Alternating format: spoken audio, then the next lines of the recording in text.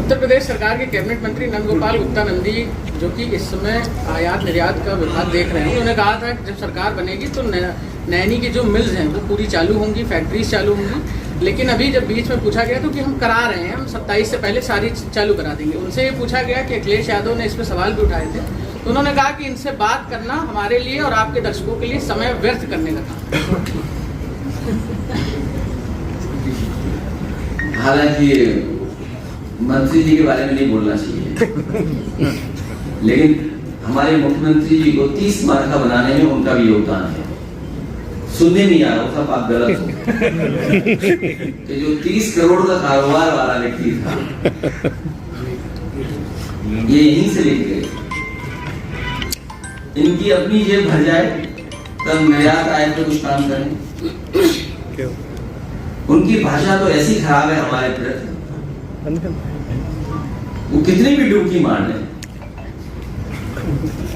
पाप नहीं धुलने वाले, सबसे ज्यादा डुबकी मारी होगी। तो हमारे हिंदू समाज में यही मान्यता है कि भाई एक डुबकी से सब पाप धुल जाते हैं। क्या वजह थी इतनी डुबकी मारनी पड़ी? हमने तो 11 मारी थी, लेकिन 11 हमने क्यों मारी थी वो हमने बताया था। 27 में किससे और आप में से बहुत से लोग मौजूद होंगे,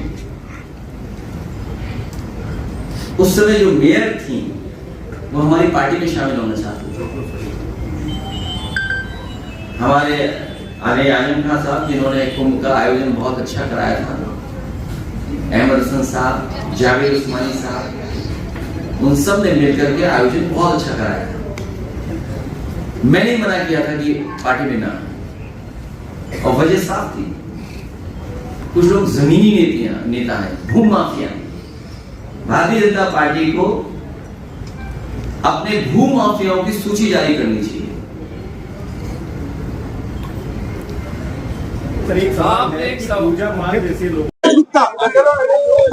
ये मैं इंट्रोड्यूस करना भूल गया था।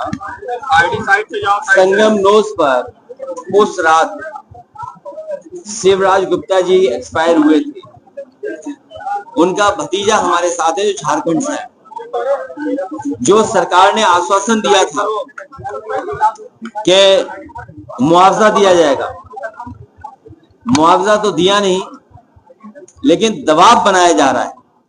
मैं चाहूंगा, उनका भतीजा आया है, वो जरूर आपके सामने कुछ बात शेयर करेंगे। आइए। नमस्कार, मैं कपिल गुप्ता झारखंड से। मेरे चाचा थे जो शिवराज गुप्ता, वो संगम नोज पे उनको भगदड़ में जो उनकी जो देहांत हो गया था, तो उनको जो है मतलब झारखंड मतलब मृत्यु के बाद पहुंचा दिया गया। अंतिम संस्कार के लिए उन्होंने जो है पुलिस द्वारा जो 15,000 रुपये दिया गया था। उसके बाद अंतिम संस्कार के बाद जो है फिर जो है मैं और मेरे भैया आए यहाँ पे। शिवराज जी के बेटा जो शिवम गुप्ता है, वो बेचारा आ नहीं पाया मेरे साथ, वो मतलब नौकरी के कारण आ नहीं पाया। वो आए, हम लोग काफी जो है डेथ सर्टिफिकेट के लिए परेशान थे। डेथ सर्टिफिकेट मिलने से पहले हमारे घर पे जो है 5 लाख रुपया पुलिस द्वारा कैश लेके पहुंचा जाता है। उसके बाद जो है बोलता कि आपका जो है वो आपका उसमें हो गया एक्सीडेंट में, इसमें आपको 5 लाख की सहायता दी जाएगी। बाकी सब जो हमारे पलामू वाले थे, उनके अकाउंट में 25 लाख रुपए आ गए। सारे के अकाउंट में सब पैसे आ गए, हमारे अकाउंट में उनको 5 लाख रुपए कैश दिया गया। मृत्यु का कारण बतलाया गया था। मृत्यु का कारण संगम नोज पे था, एनाटॉमी के बारे में डॉक्यूमेंट में पूरा सब कुछ लिखा है उन्होंने। ये भी कहा गया था कि मृत्यु का कारण बदलिए। मृत्यु भगदड़ में हुआ था भैया, वो भगदड़ में हुआ था। कारण तो यही था जो भगदड़ में सब नहीं कोई लेटर नहीं। बॉडी देने के लिए कुछ बॉडी देने के लिए दिया गया था, एनाटॉमी की रिपोर्ट है मेरे पास। बॉडी शासन द्वारा पहुंचाया गया था, प्रशासन द्वारा। कहा जा रहा था ये भी कि बताइए कि नॉर्मल तरीके से हुई। यही कहा जा रहा है कि नॉर्मल तरीके से हुई, जबकि संगम नोज पे बताया बॉडी नंबर 6 थी। और वहां से जो है एनाटॉमी की जब हमने बॉडी प्राप्त किया तो 20 नंबर बॉडी थी हमारे। क्या कहेंगे अखिलेश जी? नहीं, मैं ये तो एक कहानी है। इस तरह बहुत सारे लोग, परिवार के लोगों के साथ ऐसी कहानियां हैं कि सरकार आखिरकार आंकड़े क्यों छिपा रही है। यही बात तो हम लोग कह रहे हैं कि सरकार को आंकड़े नहीं छिपाने चाहिए, और आंकड़े इसलिए छिपा रही है कि मुआवजा न देना पड़ जाए। कई परिवार ऐसे जिनके परिवार के सदस्य अभी भी नहीं घर पहुंचे हैं, वो किस इंतजार में बैठे होंगे कि वो आएगा सदस्य परिवार का, कि खो गया है, कि उसकी जान चली गई है। सोचो इंतजार कितना खराब होगा। अभी भी किसी के पूछकर प्रयागराज में जगह जगह छिपकाए जा रहे हैं, क्या कहिए? नहीं, सच्चाई तो यही कि सरकार हर आंकड़ा छिपाना चाहती है। एक तो एग्जाम्पलरी हम लोगों ने इनसे निवेदन किया तब आए हैं, आगे आज सरकार क्यों नहीं देना चाहती मुआवजा इनको?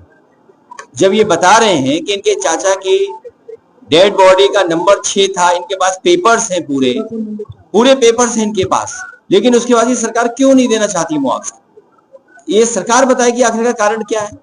ये महापॉलिटिकल फेल होने का कारण आपको क्या लगता है? मुख्यमंत्री जी खुद, क्योंकि हर इवेंट को ये बीजेपी का इवेंट बनाना चाहते हैं। सुनने में आ रहा है कि कुंभ के आयोजन में ये तैयारी थी कि प्रधानमंत्री जी का नाम भी घोषित हो जाए इनका।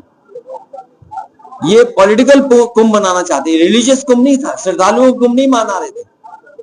कभी आपने देखा इतने चैनलों को इंटरव्यू दिया गया हो, इस तरह से व्यवस्था की गई हो?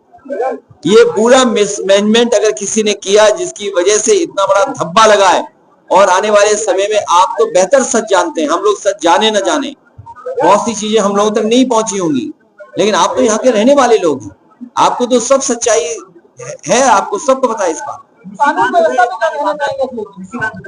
मैंने कहा कि 400 अगर जीत गए होते एमपी जो ये कह रहे थे संविधान बदलने की, पूरे भारतीय जनता पार्टी के लोग तलवार लेकर सड़कों पे घूम रहे होते। अच्छा, डिप्टी सीएम एक सवाल कह रहे हैं कि हम बाबा साहब का नाम सपा कांग्रेस इस्तेमाल करके उनके 5 जिलों में भाजपा चल रही है। कौन बोल रहा है? डिप्टी सीएम के उनके लिए मैंने इस चौराहे पे एक स्पेस सूट देखा है, मुझे उम्मीद है इस तरह का स्पेस सूट उन्हें दे दो तो वो किसी दूसरे प्लेनेट पे चले जाए, क्योंकि यहाँ तो कुर्सी मिलनी नहीं है।